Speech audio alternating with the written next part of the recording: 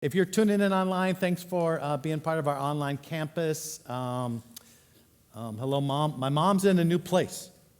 My mom moved out of her condo into this, it's not even an independent living. It's like an old folks apartment where it's crazy. Like there's stuff going on all the time. She's super excited to be there. The one thing she told me was, there's so much going on all the time, but there's 2 Bible studies. Twice a week there's a Bible study. One conservative and one liberal. And I'm like, Mom, which one are you going to go to? And she says, oh, I'm going to both of them. She's going to mess up both of the... So she's super excited. Mom, I'm sure you're paying attention, tuning in. Thanks for tuning in. Listen, we are super excited to be celebrating our 12-year anniversary. Brewster is going to celebrate their birthday in a few weeks, and we're just excited that we're here. Really, way from the beginning, I sat with, Darlene and I sat with 2 or 3 other couples, and we just said, what are we going to do? Why are we doing this? And we went over and over and over this, and to help people who are far from God find real life in Christ. We talked about that for weeks and weeks and weeks and weeks. Because we wanted to have something that wasn't just something we put up on the wall or we put on our website. We wanted to have something that we lived out. And as much as some of you that are regular attenders, you're like, man, you say that every week. Yeah, I say it anytime I get a chance to talk about it. Because I never want to forget what we were called to do as a church here and real life in Chelan and in Brewster. So that's why it's so important. Each year, we stop and we want to try to be better at what we're doing in all phases, from Sunday mornings to community stuff to kids to youth group to small groups, all that stuff. We want to keep getting better. But the underlying premise of what we do is we just want to help people who feel or are far from God find real life. And life that looks like this. Following Jesus makes life better. It makes you better at life. Doesn't make you a better person, doesn't make you more valuable, doesn't mean God loves you more. But when you connect to Jesus, when you find real life, when you put your faith in Jesus, when you decide to turn your direction of your life towards Jesus, and you move that direction, even though there's a ton of pain and loss and hurt in this life, the brokenness of the world we live in, having Jesus as your rescuer, your savior, as you walk through, makes life better, and really, if you just choose to follow, makes you better at life. So a year ago, Pastor Sarah and Megan came up with these rhythms, and we specifically apply them to our real life groups, but they're general principles through individual lives as well. And these are them. These are the real life rhythms, and hopefully if you've been around a little while, you've heard them. It's the acrostic life, and it's learn, invest, follow, and engage. We think to move ahead. Like if you're here and first time to church or first time in a long time, you're like, this is all new to you. That's okay. Once you say yes to Jesus, we think these are good things to move you forward in a direction towards Jesus. That you get in a place where you can learn, where truth is taught and applied, and it's practical. Learning is super important. That you find a place to invest, like in your small groups or even in your community. But within your real life groups, you invest in each other by having a meal, spent doing activities. There's the most fun and adventurous things I do in the 2 small groups I'm involved in. Follow means doing the things that Jesus did. So what do those things look like? Like, how do I spend time with Jesus? How do I pray? What other things are a part of a journey with Jesus and within our real life groups or within your life? That'd be good to investigate. And the last one is engage, meaning finding needs within the community and meeting them.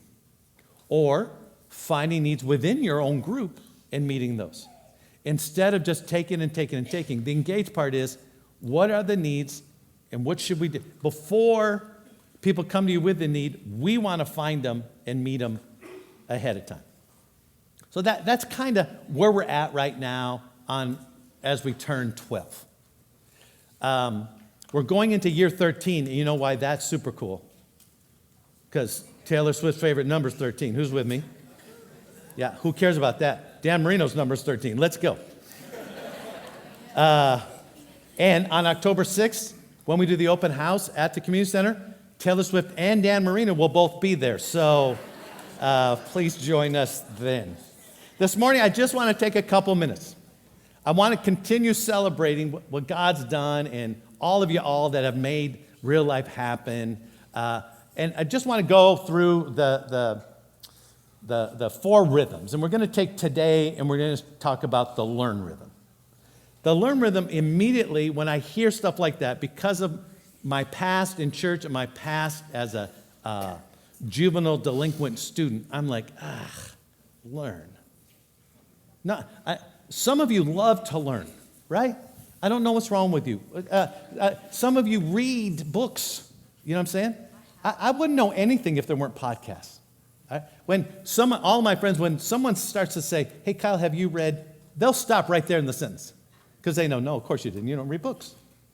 Learning, all my life has been such a chore and like taking out the trash. It's just like, it's not my thing.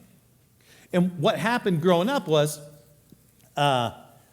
learning in church, because I was raised as a pastor kid and went to church all the time, I learned to be church bored.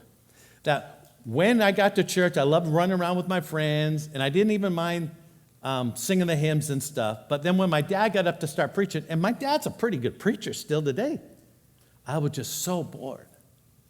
And so my brother and I would come up with ways to not be bored. One of my favorites is Sunday nights. My mom wasn't always there, and so my brother and I would take a big pen, and take the ink out of it and just have a spit wad shooter. And you rip up a piece of the bulletin and you spit, and we would do that back and forth to each other. Fantastic, until you hit the lady playing the piano. My dad didn't enjoy that part. There were other times where, I'm serious, I would be so bored during communion, and I'm like staring at the juice thinking, I wonder if I can see the face of Jesus in the juice. I'm just trying to come up with stuff. There was one time, Sunday mornings were fine, but come on, those of you that were raised where you went to church on Sunday morning, Sunday night, and Wednesday night, who's with me? Yeah, you can barely, you're scared to death to even talk or raise your hand in church. It just got to be so much. So one Sunday night, my dad decided to do a series where the deacons of the church would do the sermon on Sunday night. They weren't trained preachers. I'm not putting them down at all, but they were so boring. I mean, just super boring. So my brother and I decided, because we'd heard this guy before, we decided we would sit there and we would keep a tally that every time he said, And so he had a piece of paper, I had a piece of paper, and we would just keep a tally. We got to 2, to 3, to 5, to 10. We're at 15. And now you know how you're not supposed to laugh, and it makes you laugh all the more? We start giggling. We hit 30. We are just snickering. We had people, not even our own parents, people behind us telling us to be quiet. In the midst of being bored in church, you look for stuff to make you unbored. In the midst of being bored in your life, sometimes it leads us to places that aren't super healthy. That we try to replace boredom with something else, and oftentimes it leads us down a path, and we get to them and we say, we're not bored, but man, we are in trouble. The problem with being bored in church is you learn, as I did, to start enduring church.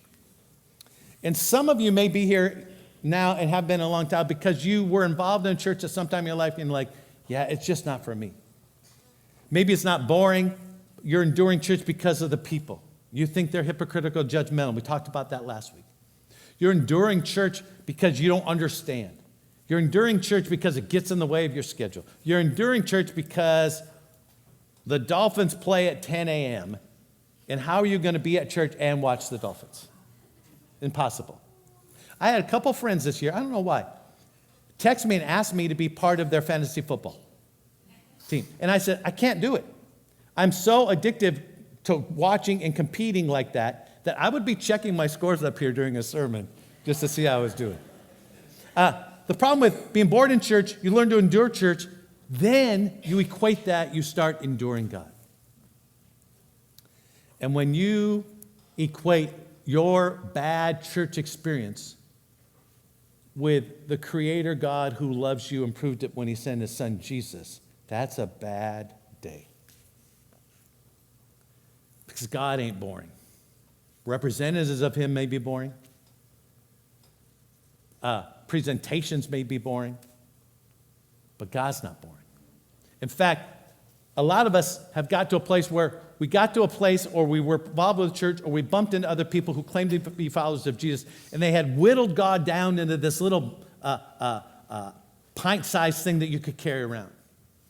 And they decided what God would be like, how he would be presented, how he would be followed, and what rules you should follow in that process. And when we start feeling about God that it's just a drudgery, or it's just rules to follow, or it's just a routine, listen, that's not God. That's religion. Religion is just do the right thing, follow all the rules, and hopefully when you take your last breath, cross your fingers and maybe you were good enough. Maybe you had more good than you did bad and you get to get in. That's not the teaching of Jesus, and that's not the offer of God Almighty either. So in the last few minutes, I just want to talk about the difference between enduring and enjoying. Remember, over 12 years ago when we first started talking about real life and just a different concept for a church, again, we don't think we're the best church. We think this is the best way for us to do church here at this moment. But we know there's lots of ways to do church and lots of good churches out there. All right, so I'm not being exclusive at all. But when we sat down to talk about what we wanted to do, it just hit me that at what point did church become a chore for adults? Like a lot of us, and maybe it's just my growing up, maybe that's not you. In my growing up, church was just something to be endured. And if you interviewed people in my circle growing up, after they're walking out, you had a news reporter and they said, hey, how was church? And they would say, well, it was really boring. Well, did you enjoy it? No, not at all. Why? Well, I just feel bad about myself. I feel so guilty because I'm a lousy person. Well, why do you go? Because I feel good that I went. I can check it off my list. Well, so we imagined a church where you could have Jesus as the centerpiece, talk about biblical, Christian, Jesus stuff, and do that in a way that was still entertaining and motivational. And if you would have used the word entertaining when my grandma Carlita was still around, she would be so offended because church and entertainment are two different things. And I don't think they should be exclusive. I think there's a way to enjoy being around the Jesus people and Jesus stuff that should not be, in fact, should absolutely not be boring at all. So I remember I was talking to some people, I was trying to explain to my brother why we were starting real life 12, 13 years ago when we were in the initial creation phases. He said, I don't get it. How explain it to me. I'm going to let you in on a little secret, okay? Some of you know this, and I'm going to say it right here. Don't tell anybody else. But I just thought, as a youth pastor, working with middle schools and high schoolers, we plan on giving them truth, but we do it in a way that's fun and entertaining and they want to be there. Why would we not do that for adults? She's like, hey, what is real life? It's just youth group for adults. Like, Kyle, you're a genius. No, I'm just doing what I've always done. The age of the people just got older sitting in front of me. There has to be a way to enjoy learning and processing and experience Jesus that doesn't have to be boring. I remember I first got excited about, when I was a little kid, I prayed like I was 5 or 6, and I prayed and asked Jesus into my heart because I didn't want to go to hell. Who's with me? Oh, you want to go to hell? All right, go ahead. No, I love hell. No, I was little, and I like that's pretty good motivation, right?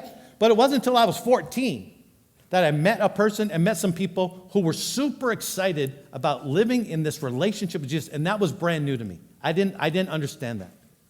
And I got super excited, kind of embarrassed to say, I got a Bible I could understand, and I would read the Bible and spend time with Jesus at night before I went to sleep. There were some days when I was 14, 15, 16, I couldn't wait to get to bed, to jump in my 1977 waterbed, jump in bed with my Bible to read it. I don't want to watch TV. I can't wait to get to bed to read my Bible. I mean, I was super excited about that. I kept moving down the road in relationship with Jesus. Then I ran into some people that said, yeah, Kyle, but you need to do this. Kyle, have you thought about doing this? Or Kyle, you can't go there. You can't wear that. You can't touch that. You can't date her. You can't. And I'm like, wait a minute. Wait, what all the rules come from? I thought I was supposed to be enjoying a relationship with Jesus. You've added a bunch of stuff. Almost 3 decades ago, I started running. I know I don't have to tell you that because I look like a long-distance runner. And I just started jogging. Wasn't trying to get in shape. I was just trying to fend off obesity. I'm not trying to be CrossFit fit. I'm just trying to not be super fat fit. I don't know what that means. So I started running, and I got to be okay at it. I didn't mind it. Got up to a mile, got up to 2 miles, and I stayed at 2 miles for a long, long time, and I could run 2 miles. And finally, some of my friends said, hey, Kyle, we want to do this Ridge to River relay race in Wenatchee. Doesn't exist anymore. I said, what's that? They said, it's 5 people, and you have a cross-country skier at the top of Mission Ridge, and then they have a downhill skier, and then you have a runner, and then you have a biker, and then you have canoers. And it's a relay. And I remember saying, all right, in 6 months when the relay happened, if I'm still running at that time, I'll do it. So I did. It's 6.8 miles, 6 miles all downhill, and then 0.8 up to the parking lot to trade off to the biker. What happened was I got to hate jogging. Because every time I went out to run now, knowing that this relay race was coming, and there's people depending on me and expecting me to be a certain thing in a certain time in a certain way, every time I went out to run, instead of just like going out to just try to stay somewhat fit, I had to try harder. I had to run faster. I had to run farther. And when I went out, I didn't want to be there. While I was running, I didn't want to be there. And even when I got done, normally I'm like, yeah, look what I did. No enjoyment at all. Somewhere along the line, that jogging experience in my relationship with Jesus, and it's super difficult as a pastor, I just got to trust me. That when following Jesus becomes my job and not my joy, that's a problem. Some of you have been following Jesus a long time. And I would guess that maybe you're going through the motions and just checking off all the things you should do. No judgment there. I know how that feels. There's some times in my life in the past as a pastor that preparing for the sermon I would count as my time with Jesus. That can't happen. So there's a point where instead of just enjoying the process and the journey, we start feeling under pressure to follow the rules and meet somebody else's expectations. And that's not what a loving relationship with Jesus looks like. So, I want to just hit one verse here. Because the people who hung out with Jesus, they didn't feel that they were enduring. Like the 12 dudes that hung out with him and the close people with him, it was an adventure of a lifetime. They weren't like, oh, no, we got to get up and follow Jesus and watch him do miracles again. They couldn't wait to get up. They couldn't wait to see what's next. Even after Jesus died, rose from the dead, they were like, yeah, let's go. We've got this thing. We've got a mission to share. We've got power behind us. Let's do this thing. We're not enduring this. We've got an opportunity to change the world. At one moment, when Jesus was on the earth, he stops and he addresses the enduring. He addresses the people who had been weighed down by the Jewish religious system, weighed down by the temple, weighed down by Roman oppression, just couldn't follow all the rules. At one time, God shows up, tells Moses, hey, Moses, here's 10 commandments. These would be really good if you're going to live in community with each other. They're commandments. You should do them because God says them. But more importantly, God says, when you do these things, you'll be better at life, and your life will be better. The 10 Commandments, no one disagrees with the 10 Commandments. Who thinks it's good for someone not to lie to you? Yeah, that's a good one. Who thinks it's good for your neighbor not to sleep with your wife? Yeah, I'm down with that one. I mean, the 10 Commandments were good. By the time Jesus shows up on the scene, the religious leaders had added 650 new commandments, trying to make sure you follow the original 10. And Jesus shows up and he says to them, and he says to you, if you are sitting here or listening there,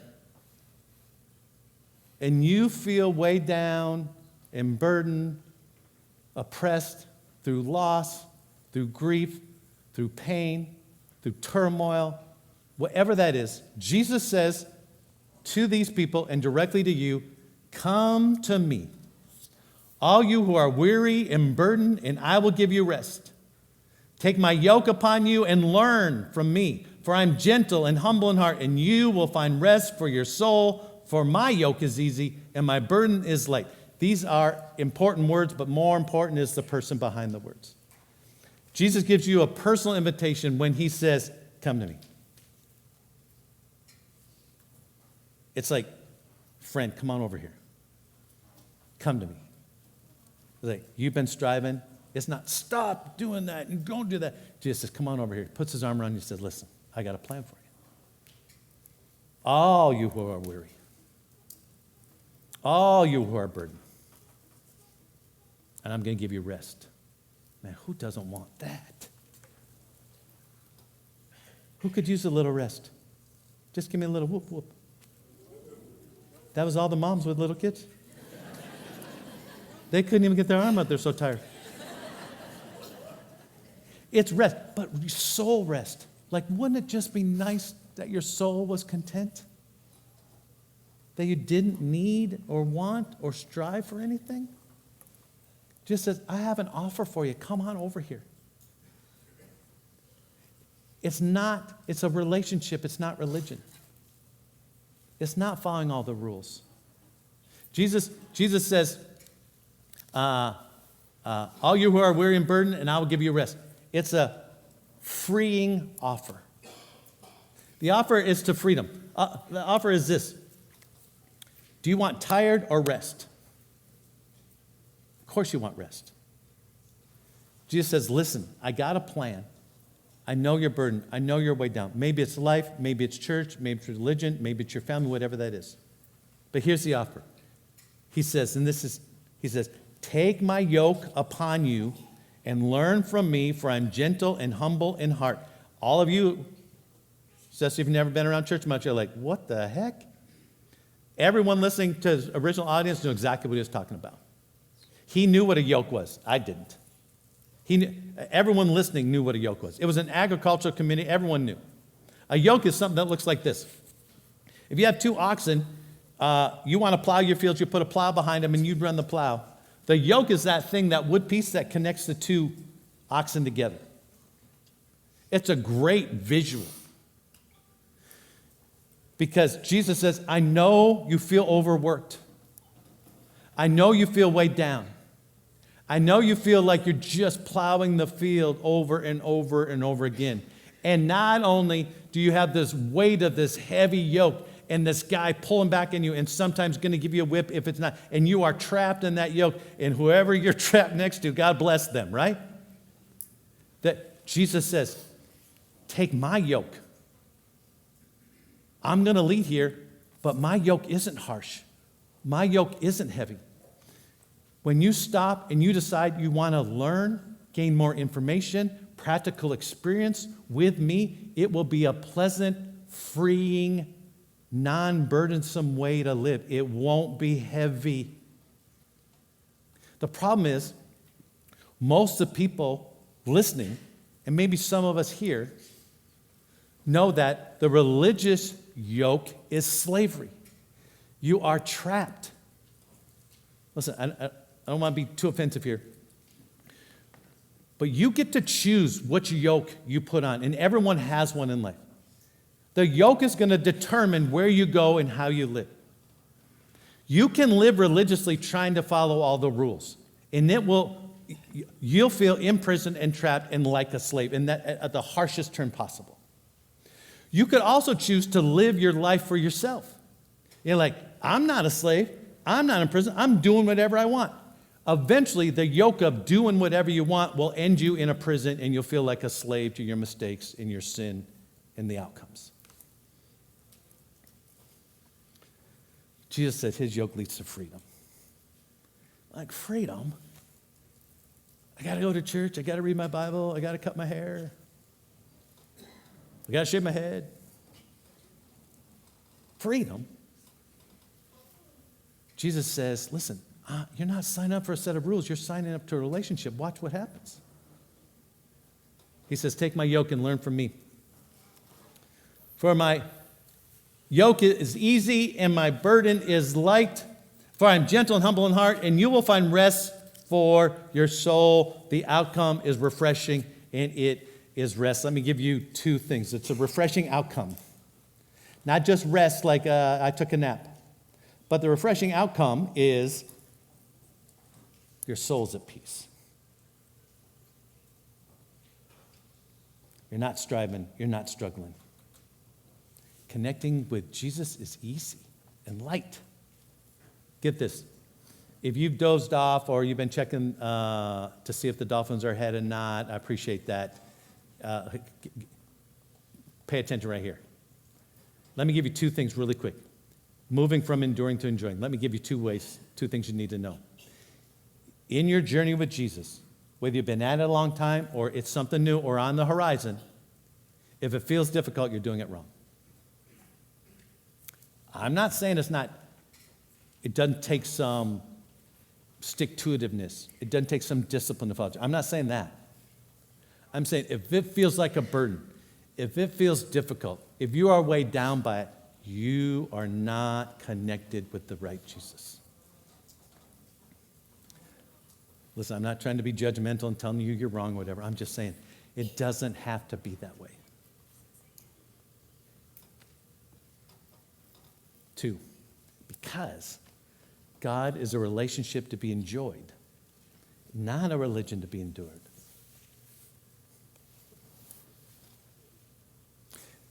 And the 3 types of people that are here this morning, those of us who were raised in the church, maybe conservatively, fundamental Baptist, Catholics, charismatics. You want me to list them all? All the liberal ones that didn't have church on Sunday night that my dad said were going to hell, the Methodists, Presbyterians, the Lutherans. All of us that were raised, we think, oh, no, I'm not following the rules. I didn't pray enough. I didn't do enough. Listen, there's some things that move you closer to Jesus, and we're going to talk about them down the road, okay? Like this. Daily prayer, read your Bible, attend real life, give, join a real life group, volunteer. Those are all good things to do. But here's the beauty. Those are reasons and motivations and things to do after you give your life to Jesus. But you don't have to do any of them to be loved and accepted by Jesus. Would it be good for you? Yeah, probably. Yeah. We wouldn't exist if that weren't true. But you don't have to do those things to earn God's love, and you don't have to keep doing those things not to lose God's love. The truth is, God's not going to make you do them at all. But get this. When you give your life to Jesus and you're under the yoke of Jesus, you're going to find out that you want to do these things. So if you're sitting here like, I don't want to do any of that things, okay, maybe you're just having a bad day, or maybe you're under the wrong yoke. Because once you start following Jesus, there's a desire to do things that Jesus did and Jesus asked us to do. So, let me give you some next steps. Next steps, every week we have these blue cards, and we have them in Brewster and Chelan and online even. And so you can just choose to check off the next step. We always give you 3 because we want whatever we talk about here to be practical, not just information. We want you to hear it, grab it, and do something with it. So we give you a chance to respond with those, all right? So let me give you 3. And on this 12th anniversary, you're going to be exposed to something we haven't done in a long time. Number 1, challenge yourself. Challenge yourself. Maybe it's time to say, wait a minute, am I just going through the motions? People who are challenged are rarely bored. Maybe put out a spiritual challenge, a Jesus relationship challenge, whatever that looks like for you. I need to talk about one of them. If you've been attending Real Life since we began, you know the one thing we never talk about is money. All right? Ever. In the 12 years, I give you my word, there have been 4 times where I've stood right here and said something about money. 2 of the times were to tell you where the boxes in the back were, and 2 other times were just to update you on what's happening. Since we started Real Life, we have tried to be transparent as possible. We've got no secrets. If you want to see how the sausage is made, come on, we'll show you. I'm going to tell you right now a little bit. In September of 2024, we sit in the best possible place we've been in years as far as our team goes. We have the best staff you could find in a small church. They're motivated. All of our programs are booming everywhere. You all here, people showing up, all those numbers are sky high. We've expanded our real impact. We support and give to more and more things, and they keep expanding. The elder board that runs the church is as quality of people as you could ever find. For the last 4 or 5 months, when we meet monthly as an elder board, the financials have a little gloom to them. And we've been tracking this thing that says, the amount of money going out is not equal to the money coming in. There's lots of ways to address that, right? We can spend less, so we can get rid of some staff, we can cut some programming, we can do that. Or we can take more in. So one of the principles, and this is why I feel super awkward, and I think you can tell by my tone, is one of the principles we started on was God's a better motivator of people giving than I am. We're never going to have a fundathon. We're never going to have a sermon on why you should give money and how much you should give and what percentage you should give. And we're never going to do that. That we decided almost 13 years ago when we started meeting with a group of 30 people, about 6-7 weeks into that, I said, hey, if you're planning on giving to Real Life, this would be a good time to start. And then I just stepped away and said, okay, God, go ahead.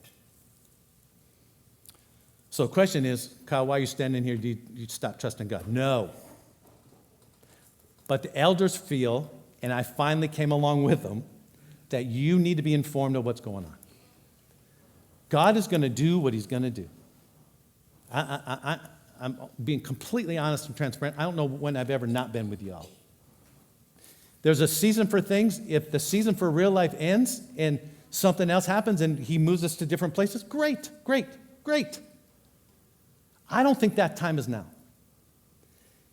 And this is what we're asking. And I'm going to talk about it this week, and I'm going to talk about it next week too. I'm going to say the same thing next week. You're like, man, lighten up, Francis. I know, but then I'm done for another 4 or 5, 6 years, hopefully, all right? Here's what we're asking.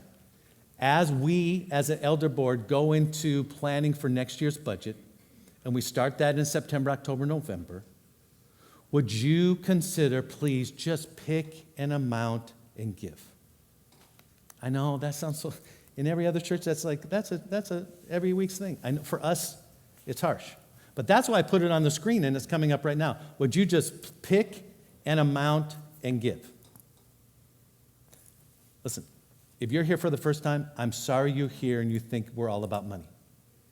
If you've been coming for a long time, you know we're not all about money.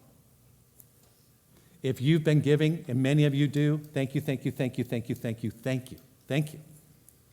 You can put something in the back. You can give online through different places and whatever. God's going to work that out with you. No percentage. You decide. You as a single person, you decide. You as a family, you decide. But if you can pick an amount and give, and then we know what's coming in, that helps us better in planning and moving forward. I'm confident that God's going to meet your needs. I'm not promising you anything. If you give $10, God's got to give you $100 back. All right? If you give 100, the wart on your elbow, it will be healed by the end of the day. No promise. At year 12, a lot of you have been with us. Some of you are new. We're better together. We want you to feel like you're part of our church, that this isn't Kyle's church. This isn't their church. You're not attending that church. You're attending your church. We never establish real life to grow a church and be impressive. We always establish real life to meet the needs of community. Brewster, same way. The Brewster budget's super tight. We're not bringing in enough to cover the monthly finances in Brewster. Thank God that everything else covers it right now. I just want to inform you, I hope it's not a downer, because here's how I want to approach it. It's really tough for me. Have you ever met people who are involved in Young Life? They're doing you a favor when they ask you for money. Have you ever noticed that? They go, hey, Lynette, I think God would bless you if you gave $10,000 to Young Life. They're not, Lynette's like, well, you know, they think they're doing you a favor. I don't know about that. I'm really impressed with Young Life people. But here's what I do know. We have an opportunity because the finances are closing in on us. God's going to do something. We have an opportunity to partner with God. If you want to be a part of that with us, great. If you can't right now, if your finances don't allow it, if you don't want to, it's okay. We'll be friends. Keep coming. I don't know who gives what anyway. I don't know who or what. But if you want to partner with us, it'd be just so great if you could pick a number and just give that monthly. End of awkward time. 2, change your scenery. Listen, if you're like bored with your faith, bored with your life, do something different. What would that look like? I mean, you could choose somewhere here to volunteer. You could choose somewhere in the community to volunteer. You could meet someone different as you leave. Like most of the time you just talk to the same people. Change your scenery. Say hi to somebody you've never said hi to. Invest in inviting someone in your neighbor around you.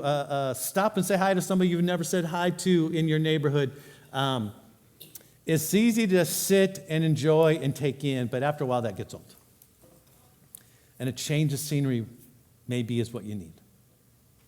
Finally is check your motivation. Why do you do what you do?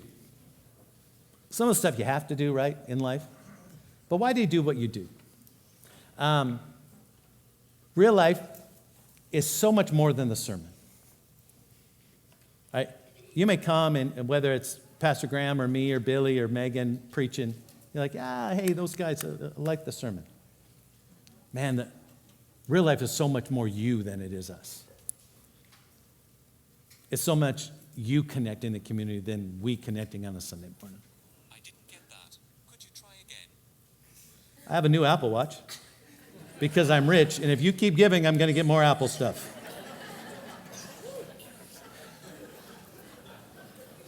I have no idea what that was. It's Brandon. I don't even know how it works. Listen, here's the truth.